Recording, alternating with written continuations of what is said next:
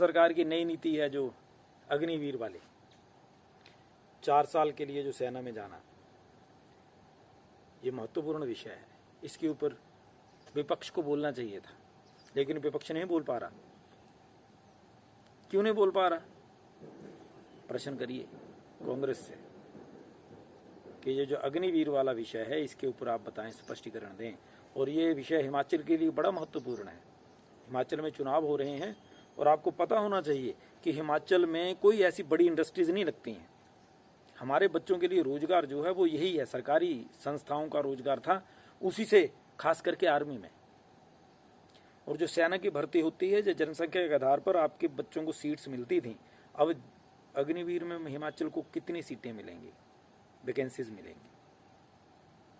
जनसंख्या के हिसाब से देखा जाए तो हमें तो बहुत कम वैकेंसीज मिलने वाली हैं। और अगर हमारे बच्चे आर्मी में नहीं जाएंगे तो इसके अलावा फिर कहाँ जाएं? सरकार किस सेक्टर में हिमाचल के बच्चों को सेट करेगी? कौन से ऐसा प्रशिक्षण दे रही है सरकार? कौन सी ऐसी प्लानिंग लेकर के आ रही है सरकार? पूछिए नेताओं से।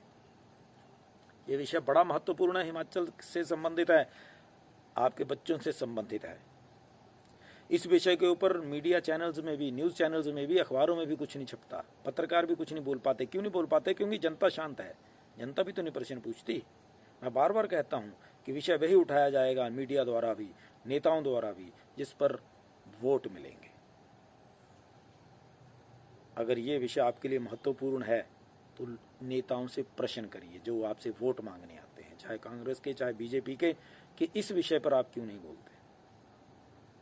सरकार से पूछें तो सही कि आपने अग्निवीर जो 4 साल का ये जो कार्यक्रम चला दिया, भाई साहब, जब पंडित नेहरू ने 62 में जब चाइना का अटैक हुआ था ना, उससे पहले पंडित नेहरू ने भी यही करा था कि हमारा पंडित नेहरू का कहना था कि हमारा तो पंचशील समझौता हो गया सबसे, अब हमारी लड़ाई किसी से नहीं होगी। इसलिए जो सेना थी, सैनिक थे, उनकी सैलरीज कम कर दी गई, उनको सेना से निकाल करके पीडब्ल्यूडी में मजदूर लगवा दिया था। और जब चाइना ने अटैक किया तो हमारे पास ना हथियार थे ना हथियार उठाने वाले। मोदी साहब ने भी ऐसा ही करा। इसके पीछे उनकी क्या प्लानिंग है मैं नहीं जानता। आप जानते हो तो आप बताइए जनता को, नेताओं से पूछिए आप कि आपकी क्या प्लानिंग है। भाई साहब आप बताइए। जैसे कि जनता को पता चलेगा, जनता को जवाब मिल जाएगा। और ये नेता तब बोलेंगे जब आप पूछेंगे।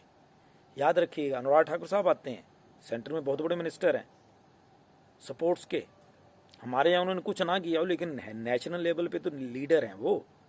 उनसे भी पूछिए कि ये जो सेना की भर्ती में आपने इतना ज़्यादा कटाव कर दिया, हमारे बच्चे कहाँ जाएंगे? हमारे बच्चों के लिए क्या रोजगार के ऑप्शंस हैं? आपने कौन कौन से ऐसे कोचिंग इंस्टीट्यूट या संस्थान, कॉलेज, प्रशिक्षण संस्थान खोल दिए हैं? स्पोर्ट्स के ऐसे कौन से संस्थान खोल दिए कि हमारे बच्चों के लिए अलग सा करियर बनाने के लिए आपने और ऑप्शन दे दिया? जब नहीं दिया तो फिर भाई साहब बताइए आपको वोट क्यों दें? बड़ा महत्वपूर्ण विषय है, रोजगार से संबंधित है, हमारे परिवारों से संबंधित है। इसके ऊपर बोलना पड़ेगा और आप बोलिए। यही समय होता है मुद्दे उठाने का।